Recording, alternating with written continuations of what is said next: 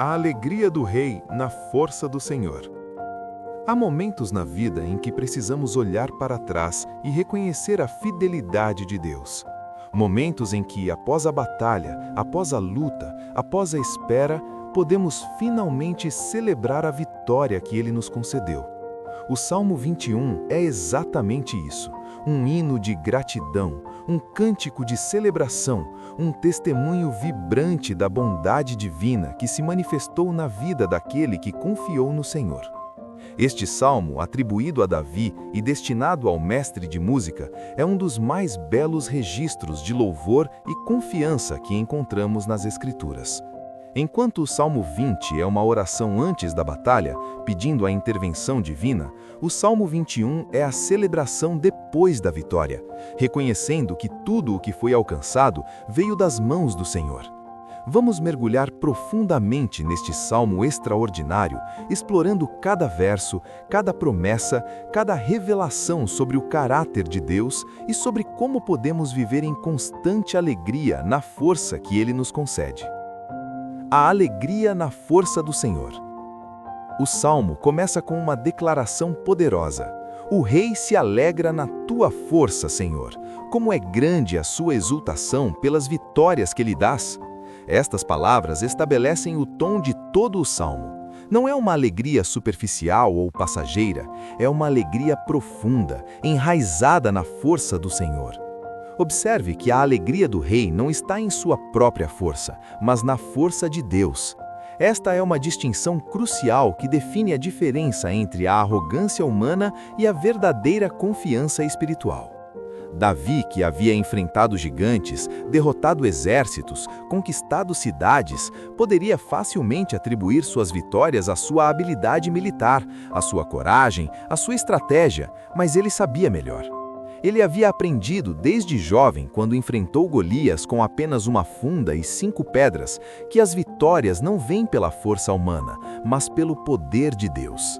Ele disse a Golias naquele dia: "Você vem contra mim com espada, com lança e com dardo, mas eu vou contra você em nome do Senhor dos Exércitos." E essa convicção permaneceu com ele ao longo de toda a sua vida. A alegria verdadeira não pode ser fundamentada em nossas próprias capacidades, porque elas são limitadas, falhas e temporárias. Mas quando nossa alegria está enraizada na força de Deus, ela se torna inabalável. Podemos nos alegrar não apenas quando somos fortes, mas especialmente quando somos fracos, porque é na fraqueza que o poder de Deus se manifesta plenamente. Paulo, séculos depois, ecoaria este mesmo princípio quando escreveu: "Quando sou fraco, então é que sou forte." A força de Deus não diminui quando a nossa acaba. Na verdade, é justamente quando chegamos ao fim de nós mesmos que descobrimos o início do poder infinito de Deus operando em nossa vida. A exultação pelas vitórias que Deus concede é uma resposta natural de um coração grato. Quando reconhecemos que não conquistamos nada por nós mesmos, mas que tudo é dádiva da graça divina, nossa gratidão se transforma em alegria explosiva. Não é orgulho próprio, mas adoração sincera. Não é autoexaltação, mas glorificação a Deus. Esta alegria na força do Senhor é acessível a todos nós hoje. Você não precisa ser um rei literal para experimentá-la. Cada vitória sobre o pecado, cada superação de tentação, cada dia em que você permanece fiel apesar das dificuldades, é motivo para se alegrar na força que Deus lhe concede. Você não está lutando sozinho. A mesma força que ressuscitou Cristo dentre os mortos está operando em você. O desejo do coração concedido. O verso 2 nos leva mais fundo na compreensão da bondade de Deus. Tu lhe deste o que o seu coração desejava, e não lhe negaste o que os seus lábios pediram. Aqui vemos um Deus que não apenas responde orações, mas que se deleita em conceder os desejos do coração daqueles que o buscam. É importante entender o contexto desta promessa. Não se trata de um cheque em branco para qualquer capricho egoísta. O salmista está falando de alguém cuja vida está alinhada com a vontade de Deus, cujo coração pulsa no ritmo do coração divino. Quando nossos desejos são moldados pela palavra de Deus e pela comunhão com Ele, então esses desejos se tornam santos e dignos de serem concedidos. Davi desejava estabelecer seu reino não para glória pessoal, mas para que o povo de Deus pudesse viver em paz e justiça. Ele desejava construir um templo para o Senhor, não como monumento a si mesmo, mas como casa de adoração.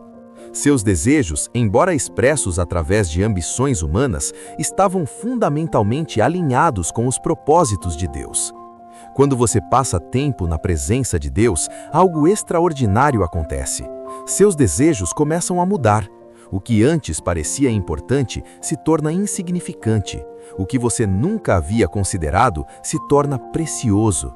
Você começa a desejar as coisas que Deus deseja: justiça, misericórdia, santidade, a salvação dos perdidos, a glória do nome de Deus.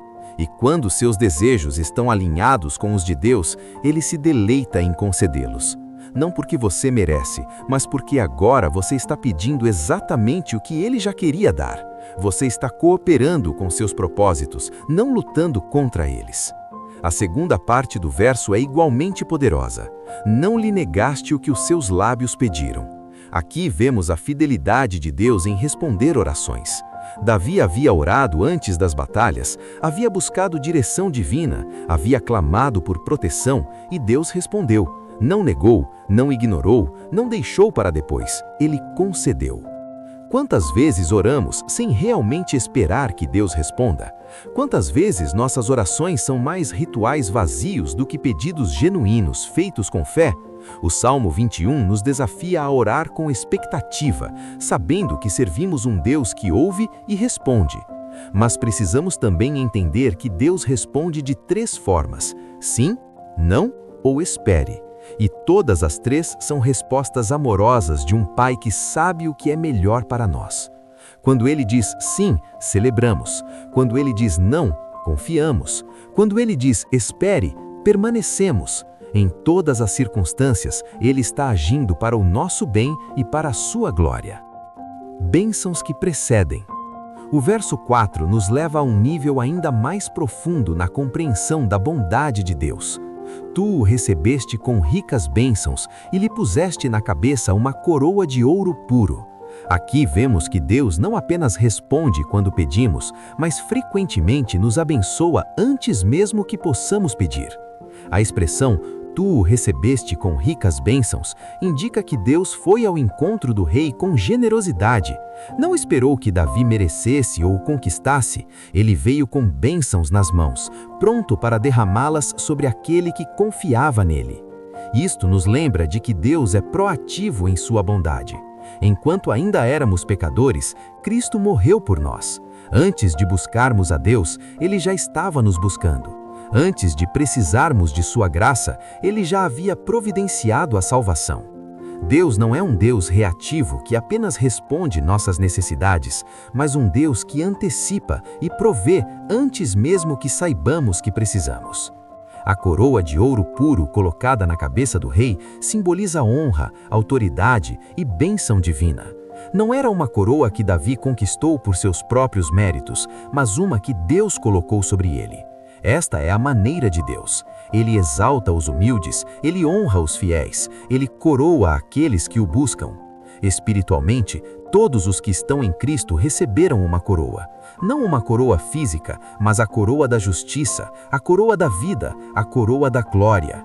Paulo escreve sobre uma coroa de glória que jamais murcha. Tiago fala da coroa da vida que Deus prometeu aos que o amam. Paulo menciona a coroa da justiça que ele aguardava. Você pode não se sentir como realeza, mas se você pertence a Cristo, você foi feito rei e sacerdote para Deus. Você foi coroado com glória e honra. Você foi abençoado com toda sorte de bênção espiritual nas regiões celestiais. Estas não são promessas futuras apenas, mas realidades presentes que muitas vezes não reconhecemos. A coroa de ouro puro também fala sobre a pureza das bênçãos de Deus. Não são presentes misturados com motivações egoístas, não vêm com cordas atadas, são bênçãos puras, vindas de um coração perfeito, destinadas ao nosso bem supremo. Vida e eternidade. O verso 4 nos leva a um nível ainda mais profundo. Ele te pediu vida e tu lhe a deste, longevidade para todo o sempre. Aqui encontramos uma das mais extraordinárias promessas das Escrituras, a promessa não apenas de vida, mas de vida eterna. Quando Davi pediu vida, ele certamente estava pensando em preservação durante as batalhas, em proteção contra seus inimigos, em dias prolongados sobre a terra. E Deus concedeu tudo isso, mas a promessa vai além do temporal e alcança o eterno. Deus não apenas deu a Davi mais alguns anos de vida, ele deu longevidade para todo o sempre. Esta é uma expressão que transcende o entendimento humano comum. Aponta para uma vida que não termina, uma existência que continua além dos limites da mortalidade. Para nós, que vivemos do outro lado da ressurreição de Cristo, esta promessa se torna ainda mais clara. Jesus disse: "Eu vim para que tenham vida e a Glória e majestade concedidas." O verso 5 continua a enumerar as bênçãos de Deus. Por tuas vitórias, sua glória é grande, de esplendor e majestade tu o cobriste. Aqui vemos que a glória do rei não vem de suas próprias conquistas, mas das vitórias que Deus lhe concedeu. É fundamental entender que toda glória verdadeira é derivada de Deus. Não existe glória genuína separada dele. Quando tentamos construir nossa própria glória, estamos edificando sobre areia. Mas quando nossa glória vem de Deus, ela é real, duradoura e significativa. Davi poderia ter se orgulhado de suas conquistas militares, de sua habilidade como estrategista, de sua coragem como guerreiro. Mas ele reconhecia que cada vitória era um presente de Deus. Por tuas vitórias, não minhas vitórias alcançadas com tua ajuda, mas tuas vitórias concedidas a mim. Esta é uma mudança de perspectiva profunda. Quando vemos nossas conquistas como dádivas de Deus, em vez de produtos de nosso esforço, a gratidão substitui o orgulho, a adoração substitui a arrogância, o reconhecimento da dependência divina substitui a ilusão da autossuficiência. O esplendor e a majestade com que Deus cobriu o rei não eram apenas exteriores. Certamente havia manifestações físicas, vestes reais, uma corte magnífica, um reino próspero. Mas o verdadeiro esplendor era espiritual. Era a glória da presença de Deus sobre sua vida. Era a majestade de ser um homem segundo o coração de Deus. Todos nós fomos criados para refletir a glória de Deus. Fomos feitos à sua imagem e semelhança. Mas o pecado manchou essa imagem, distorceu esse reflexo. Em Cristo, porém, estamos sendo transformados de glória em glória à sua semelhança. O esplendor e a majestade estão sendo restaurados em nós. Você pode não se sentir glorioso ou majestoso. Pode olhar para si mesmo e ver apenas fraqueza, falha, imperfeição. Mas Deus vê de forma diferente. Ele vê você coberto com a justiça de Cristo. Ele vê o potencial que está sendo desenvolvido em você pelo Espírito Santo. Ele vê a glória futura que será revelada. Paulo escreveu que os sofrimentos do tempo presente não podem ser comparados com a glória que há de ser revelada em nós. Esta glória não é algo que conquistamos, mas algo que Deus concede. Não é resultado de nosso esforço, mas dom de sua graça. Bênção eterna. O verso 6 nos apresenta uma das mais belas promessas do Salmo. Fizeste dele uma bênção para sempre. Tu o encheste de alegria na tua presença. Aqui encontramos dois elementos cruciais: propósito eterno e alegria divina. Primeiro, fizeste dele uma bênção para sempre. Deus não abençoa pessoas apenas para que elas sejam abençoadas. Ele as abençoa para que se tornem uma bênção para outros. Abraão foi chamado e abençoado para que através dele todas as nações da terra fossem abençoadas. Davi foi estabelecido como rei não apenas para seu próprio benefício, mas para ser uma bênção para Israel e através de sua linhagem para o mundo todo. Esta é uma verdade fundamental do reino de Deus. Somos abençoados para abençoar. Recebemos graça para estendê-la a outros. Experimentamos misericórdia para mostrá-la aos que estão ao nosso redor.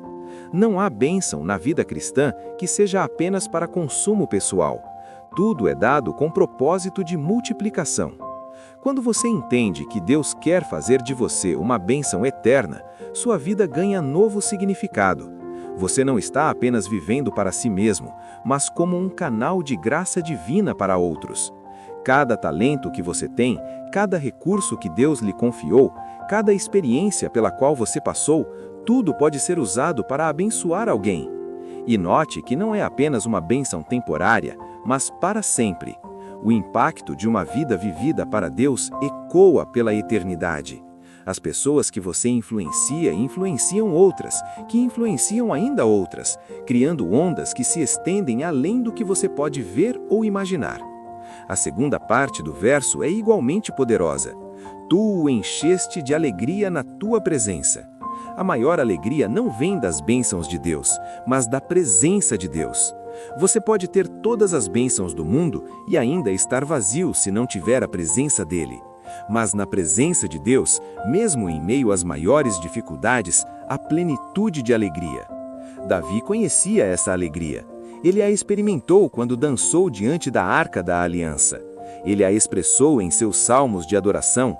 Ele a buscou acima de tudo, dizendo: uma coisa peço ao Senhor, e a buscarei, que eu possa morar na casa do Senhor todos os dias da minha vida, para contemplar a beleza do Senhor. Esta alegria na presença de Deus não depende de circunstâncias externas. Paulo e Silas cantaram louvores na prisão, com as costas sangrando, os pés presos no tronco. Como? Porque tinham a presença de Deus, e onde Deus está, ali há alegria. Você está buscando alegria nos lugares errados? Em conquistas, relacionamentos, poções, prazeres? Estas coisas podem trazer alegria momentânea, mas a alegria verdadeira e duradoura só é encontrada na presença de Deus. E a boa notícia é que Ele nunca está longe. Ele prometeu nunca nos deixar nem nos abandonar. Sua presença está disponível, agora, neste momento.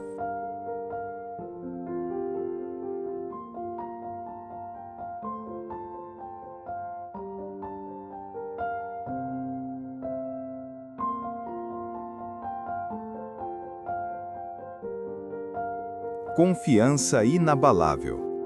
O verso 7 estabelece o fundamento de todas essas bênçãos. O rei confia no Senhor.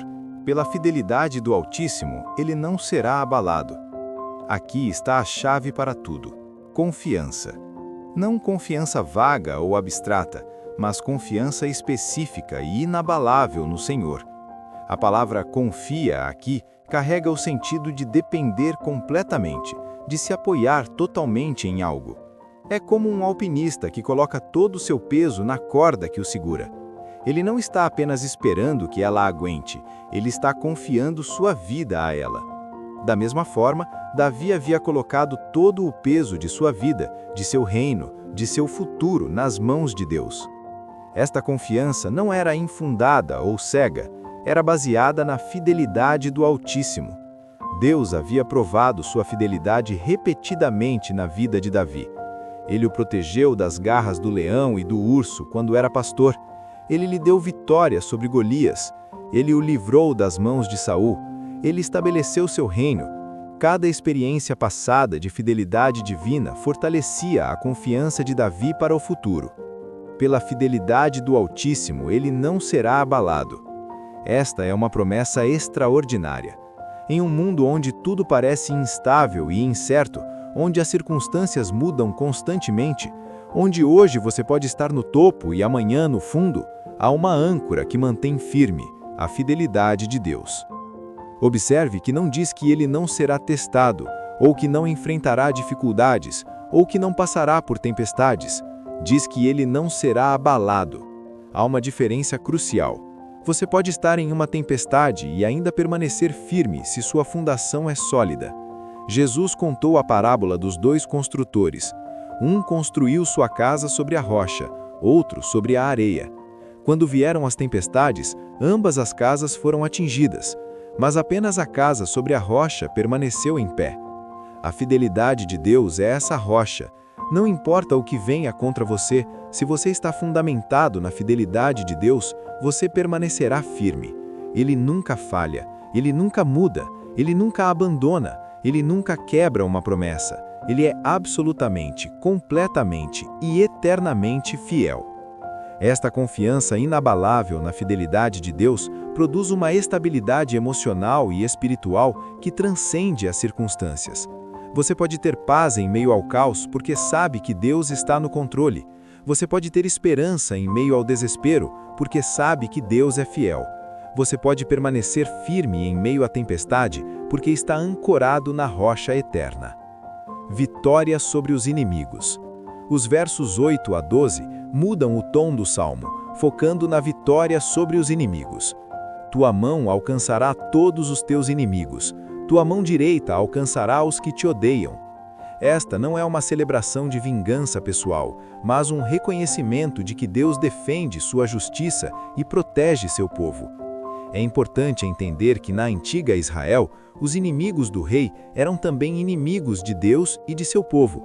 Atacar o rei ungido de Deus era atacar o próprio Deus. Por isso, a vitória sobre esses inimigos não era uma questão política ou militar, mas espiritual. Para nós hoje, nossos inimigos não são primariamente pessoas de carne e sangue. Paulo nos lembra: nossa luta não é contra seres humanos, mas contra os poderes e autoridades, contra os dominadores deste mundo de trevas, contra as forças espirituais do mal nas regiões celestiais. Nossos verdadeiros inimigos são o pecado, Satanás e as forças das trevas que se opõem a Deus e seu reino. E contra estes inimigos temos a promessa de vitória. A mão de Deus alcançará todos eles. Nenhum inimigo espiritual está além do alcance do poder divino. Nenhuma força das trevas pode resistir à luz de Cristo. Nenhum poder do mal pode prevalecer contra o Deus Todo-Poderoso. O verso 9 descreve o destino dos inimigos de Deus. Quando tu apareceres, farás deles uma fornalha ardente. Na sua ira o Senhor os devorará, um fogo os consumirá. Esta linguagem pode parecer dura para nossos ouvidos modernos, mas ela fala sobre a justiça inevitável de Deus. Deus é amor, mas Ele também é justo. Ele é misericordioso, mas também é santo. Ele é paciente, mas sua paciência tem limites. Chegará um dia em que todo mal será julgado, toda injustiça será corrigida, todo pecado será punido, ou na pessoa do pecador, ou na pessoa de Cristo que morreu como substituto. Esta verdade deveria produzir dois efeitos em nós. Primeiro, gratidão profunda, porque em Cristo não enfrentaremos a ira de Deus. Jesus bebeu o cálice da ira em nosso lugar. Segundo, urgência em compartilhar o Evangelho, porque sabemos que aqueles que morrem sem Cristo enfrentarão a justiça divina sem o amparo da graça. Os versos 8 a 11 continuam descrevendo a derrota completa dos inimigos. Tu destruirás os seus descendentes da face da terra, sua posteridade do meio da humanidade. Embora tramem o mal contra ti e maquinem planos perversos, nada conseguirão. Aqui vemos que não apenas os inimigos atuais, mas suas futuras gerações serão impedidas de causar dano. Isto fala profeticamente sobre a derrota final e completa do mal. Não haverá ressurgimento do mal após a vitória final de Cristo.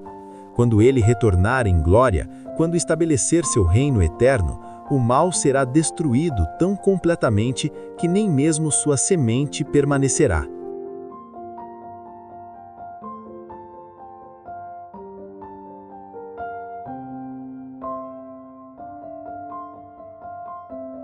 A soberania de Deus.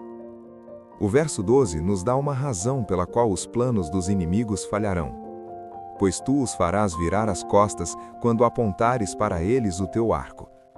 A imagem aqui é de Deus como um arqueiro divino, cujas flechas nunca erram o alvo. Os inimigos, ao verem Deus apontando seu arco para eles, não terão escolha senão fugir. Esta é uma imagem poderosa da soberania de Deus. Ele não é apenas mais forte que seus inimigos, ele está em uma categoria completamente diferente. Sua mera presença faz os inimigos fugirem. Sua ação é decisiva e irresistível.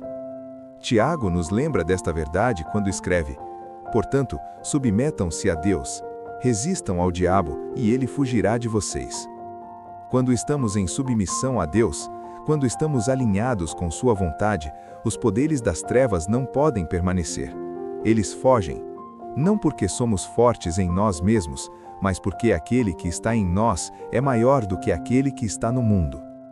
Esta verdade deveria nos encher de confiança. Você não precisa temer os ataques do inimigo. Você não precisa viver com medo das forças espirituais do mal. Deus está com você, e Ele é soberano sobre tudo. Nenhum plano contra você prosperará se você está sob sua proteção. Nenhuma arma forjada contra você prevalecerá se você está em sua vontade. Mas note também que esta proteção vem através da submissão. Não podemos viver em rebelião contra Deus e esperar sua proteção. Não podemos ignorar sua vontade e reivindicar suas promessas. A chave é permanecer nele, viver em obediência, andar em seus caminhos.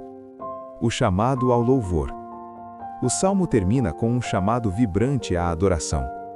Sê exaltado, Senhor, na tua força.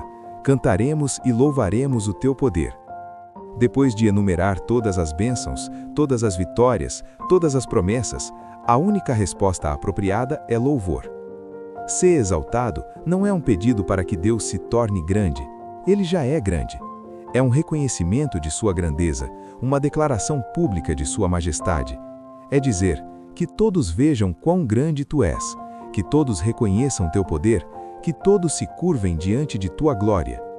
Este é o propósito final de todas as bênçãos de Deus em nossa vida, que Ele seja exaltado. Ele não nos abençoa para que possamos viver vidas confortáveis e egoístas. Ele nos abençoa para que possamos ser testemunhas de sua bondade, para que possamos apontar outros para Ele, para que Ele seja glorificado através de nossas vidas. Cantaremos e louvaremos o teu poder. O louvor não é opcional na vida cristã. Não é apenas para aqueles que gostam de música ou que são naturalmente expressivos. É a resposta adequada e necessária de todo o coração que experimentou a graça de Deus. O canto tem um poder especial. Ele engaja não apenas nossa mente, mas também nossas emoções. Ele nos permite expressar verdades profundas de formas que as meras palavras faladas não conseguem. Ele une comunidades em adoração corporativa. Ele eleva nossa alma acima das circunstâncias presentes e nos conecta com realidades eternas. Quando cantamos sobre o poder de Deus, estamos não apenas celebrando o que Ele fez, mas também declarando nossa fé no que Ele fará. Estamos declarando sua fidelidade passada e nossa confiança em sua provisão futura. Estamos nos alinhando com toda a criação que existe para glorificar o Criador. Aplicações práticas para a nossa vida. Agora que exploramos o Salmo 21 em profundidade, como podemos aplicar suas verdades em nossa vida diária? Como este antigo hino de vitória pode transformar nossa caminhada com Deus hoje? Primeiro, precisamos aprender a nos alegrar na força de Deus, não em nossa própria. Isso significa reconhecer diariamente nossa dependência dele. Cada manhã, antes de começar o dia, podemos dizer: Senhor, eu não posso fazer isso por mim mesmo. Eu preciso da tua força. E então confiar que Ele fornecerá exatamente o que precisamos para aquele dia. Segundo, devemos alinhar nossos desejos com os de Deus através da oração e da leitura da palavra. Quanto mais tempo passamos em sua presença, mais nossos corações são transformados. O que desejamos começa a mudar. E então podemos pedir com confiança, sabendo que estamos pedindo de acordo com sua vontade. Terceiro, necessitamos cultivar gratidão pelas bênçãos que Deus já nos deu. É fácil focar no que ainda não temos e esquecer o que já recebemos. Fazer uma lista regular de bênçãos, manter um diário de gratidão, compartilhar testemunhos com outros, todas estas práticas nos ajudam a manter nossos olhos fixos na bondade de Deus. Quarto, devemos viver com a perspectiva da eternidade. Esta vida não é tudo o que existe. As decisões que tomamos hoje têm consequências eternas. Os investimentos que fazemos no reino de Deus produzem frutos que duram para sempre. Quando vivemos com os olhos na eternidade, as dificuldades temporárias se tornam mais suportáveis. Quinto, necessitamos nos tornar canais de bênção para outros. Deus não nos abençoa para que acumulemos bênçãos, mas para que as multipliquemos. Cada talento, cada recurso, cada oportunidade deve ser usado para abençoar alguém. Quando vivemos assim, descobrimos uma alegria e satisfação que o acúmulo egoísta nunca pode proporcionar. Sexto, devemos desenvolver confiança inabalável na fidelidade de Deus através do testemunho. Quando nos lembramos de como Deus foi fiel no passado, nossa confiança para o futuro cresce. É por isso que a Bíblia constantemente nos chama a lembrar, a contar as histórias de fidelidade de Deus, a erguer memoriais de suas obras. Note também que esta proteção vem através da submissão. Não podemos viver em rebelião contra Deus e esperar sua proteção. Não podemos ignorar sua vontade e reivindicar suas promessas. A chave é permanecer nele, viver em obediência, andar em seus caminhos. A dimensão profética do Salmo. Embora o Salmo 21 seja primariamente sobre Davi e suas vitórias, ele também contém elementos proféticos que apontam para Cristo, o Filho de Davi e o Rei Eterno. Quando lemos este salmo através de lentes cristãs, descobrimos camadas adicionais de significado. Jesus é o Rei final que se alegra completamente na força do Pai. Sua alegria não estava nas circunstâncias favoráveis, pois ele enfrentou oposição, rejeição e finalmente a cruz. Sua alegria estava em fazer a vontade do Pai e em ver a salvação da humanidade sendo realizada. Jesus recebeu do Pai tudo o que seu coração desejava, não glória terrena ou poder político, mas a redenção da humanidade. Ele pediu ao Pai que salvasse aqueles que o Pai lhe havia dado, e nenhum deles foi perdido. Ele pediu que a vontade do Pai fosse feita, e ela foi. Jesus foi recebido com bênçãos celestiais. Na sua ascensão, ele foi exaltado à destra do Pai. Uma coroa de glória foi colocada sobre sua cabeça. Um nome acima de todo nome foi dado a ele. Todo joelho se dobrará, e toda língua confessará que Jesus Cristo é o Senhor. Jesus pediu vida, e ele a recebeu através da ressurreição. Ele tem vida em si mesmo, e é a fonte de vida para todos os que nele creem. A morte não pôde retê-lo. Ele vive para sempre e está assentado à destra de Deus, intercedendo por nós. Jesus foi feito uma bênção eterna. Através dele, todas as famílias da terra são abençoadas, cumprindo a promessa feita a Abraão. Ele é a fonte de toda bênção espiritual. Nele encontramos perdão, paz, propósito e vida eterna. Jesus confia completamente no Pai. Durante seu ministério terreno, ele constantemente declarou sua dependência do Pai. Ele fazia apenas o que via o Pai fazer. Ele falava apenas o que ouvia do Pai. Mesmo na cruz, em meio ao sofrimento indescritível, ele confiou, dizendo: Pai, nas tuas mãos entrego o meu espírito. E Jesus triunfará sobre todos os seus inimigos. Na cruz, ele desarmou os poderes e autoridades espirituais, triunfando sobre eles publicamente. Na sua segunda vinda, ele derrotará finalmente todo o inimigo, incluindo a própria morte. Ele estabelecerá seu reino eterno, onde a justiça reinará e o mal será banido para sempre. Quando lemos o Salmo 21 com Cristo em mente, ele se torna não apenas um hino de vitória passada, mas uma profecia de vitória futura. Não apenas uma celebração do que Deus fez por Davi, mas uma antecipação do que Deus fará através de Cristo. A jornada da vitória à adoração. O Salmo 21 nos ensina uma progressão importante, da vitória à gratidão, da gratidão à adoração, da adoração à exaltação de Deus. Esta é uma jornada espiritual que todos devemos fazer repetidamente ao longo de nossas vidas. Começamos com a vitória. Deus age em nossa vida, respondendo orações, concedendo bênçãos, vencendo batalhas em nosso favor. Estas vitórias podem ser grandes ou pequenas. Um trabalho obtido, uma doença curada, um relacionamento restaurado, uma tentação vencida, uma dificuldade financeira superada. Mas a vitória em si não é o objetivo final, ela deve nos levar à gratidão. Quando reconhecemos que a vitória veio de Deus, não de nós mesmos, nosso coração se enche de agradecimento. Paramos de tomar o crédito e começamos a dar glória a quem merece. A gratidão, por sua vez, nos leva à adoração. Não estamos apenas agradecidos pelo que Deus fez, mas somos movidos a celebrar quem Ele é. A adoração é a resposta do coração que vê a Deus claramente. é o transbordamento natural de uma alma que experimentou o amor divino. E a adoração nos leva à exaltação de Deus. Não apenas adoramos em particular, mas declaramos publicamente a grandeza de Deus. Contamos aos outros o que Ele fez. Vivemos de tal forma que Ele é exaltado através de nossas vidas. Fazemos tudo para a glória dele. Esta jornada não é linear ou única.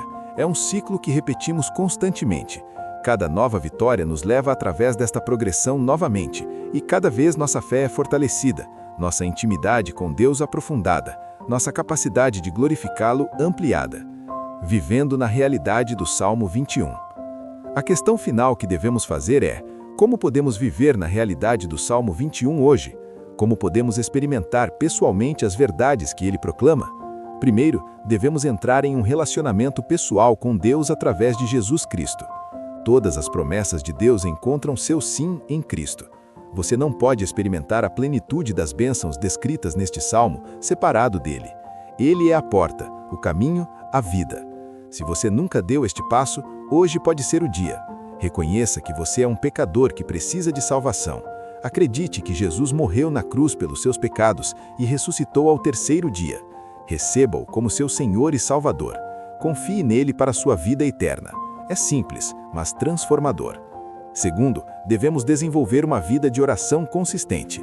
A oração é o meio pelo qual trazemos nossos desejos a Deus e alinhamos nosso coração com o dele. É onde expressamos nossa dependência dele. É onde recebemos força para cada dia. Separe tempo regular para estar a sós com Deus em oração. Terceiro, necessitamos mergulhar na palavra de Deus. A Bíblia não é apenas um livro de histórias antigas, mas a revelação viva de Deus para nós. É onde aprendemos sobre seu caráter, seus caminhos, suas promessas. É onde nossa mente é renovada e nossa fé é fortalecida. Leia diariamente, medite profundamente, aplique fielmente. Quarto, devemos conectar-nos com uma comunidade de fé. A vida cristã não foi destinada a ser vivida isoladamente. Necessitamos de outros crentes ao nosso redor para nos encorajar, nos desafiar, nos apoiar. Encontre uma igreja local saudável onde você possa servir e ser servido, amar e ser amado. Quinto, pratique a gratidão intencionalmente. Não espere até sentir-se grato. Escolha ser grato. Faça listas de bênçãos. Compartilhe testemunhos. Agradeça a Deus em todas as circunstâncias. A gratidão muda nossa perspectiva e abre nossos olhos para a bondade constante de Deus. Sexto, viva com propósito eterno. Faça escolhas baseadas não apenas no que é conveniente ou confortável agora, mas no que terá valor eterno. Invista em coisas que durarão: relacionamentos, caráter, o reino de Deus. Deixe que a perspectiva da eternidade guie suas prioridades. Sétimo, seja um doador generoso. Deus nos abençoou para que possamos abençoar outros. Seja generoso com seu tempo, seus recursos, seus talentos. Procure oportunidades de fazer diferença na vida de outras pessoas. Viva não para acumular, mas para distribuir. Oitavo, cultive uma vida de adoração. Não apenas cante sons de pranto no domingo, mas viva toda a sua vida como um ato de adoração. Trabalhe como se estivesse trabalhando para o Senhor. Trate as pessoas como se estivesse tratando o próprio Cristo. Faça tudo para a glória dele. Conclusão: uma vida de vitória e louvor. O Salmo 21 nos convida a uma vida marcada por vitória e louvor. Não vitória conquistada por nossa própria força, mas vitória concedida pela graça de Deus. Não louvor forçado ou artificial, mas louvor que brota naturalmente de um coração grato que experimentou o amor divino. Este salmo nos lembra que servimos a um Deus que se deleita em abençoar seus filhos. Ele não é mesquinho ou relutante. Ele vem ao nosso encontro com bênçãos. Ele nos coroa com favores. Ele responde nossas orações. Ele concede nossos desejos quando estão alinhados com a sua vontade. Mas mais do que isso, ele nos dá a si mesmo. A maior bênção não é o que recebemos de Deus, mas ter o próprio Deus. A vida eterna não é apenas duração infinita, mas intimidade eterna com aquele que nos ama perfeitamente. Neste momento, que quer que você esteja em sua jornada, você pode fazer do Salmo 21 sua própria declaração. Você pode se alegrar na força do Senhor, mesmo se ainda não viu todas as vitórias que deseja. Você pode confiar na fidelidade de Deus, mesmo se as circunstâncias atuais são desafiadoras. Você pode louvar o poder de Deus, mesmo que você se sinta fraco, porque a verdade permanece. Deus é fiel, Ele é poderoso, Ele é bom, e Ele está trabalhando em sua vida, mesmo quando você não pode ver ou sentir. As promessas deste salmo não são apenas para reis antigos, mas para todos os que colocam sua confiança no Senhor. Então, eleve sua voz em louvor, declare a bondade de Deus, conte os testemunhos de sua fidelidade, celebre as vitórias que Ele já lhe deu e confie nas que ainda estão por vir. Alegre-se na força dele, não na sua. Descanse na presença dele, viva como uma bênção para outros. E no final, quando sua jornada terrena estiver completa e você estiver diante do trono do Rei dos Reis, você se juntará ao coro eterno proclamando: Sei exaltado, Senhor, na tua força. Cantaremos e louvaremos o teu poder, não apenas por um momento, não apenas por uma vida, mas por toda a eternidade. O Salmo 21 não é apenas uma celebração de vitórias passadas, mas uma empresa de uma vida de vitória contínua através da força de Deus. É uma promessa de que aquele que começou boa obra em você a completará. É uma garantia de que nada pode separá-lo do amor de Deus em Cristo Jesus. Que este salmo se torne parte da fibra de sua vida espiritual. Que suas verdades ancorem sua alma nas tempestades. Que suas promessas encham seu coração de esperança. Que seu camado ao louvor faça sua boca transbordar de adoração. E que a realidade da presença de Deus, que enche de alegria, seja sua experiência constante. Porque no final das contas, é isso que o Salmo 21 proclama. Um Deus que ama profundamente, abençoa generosamente, protege fielmente e merece absolutamente toda a glória, honra e louvor, ontem, hoje e para sempre. Amém.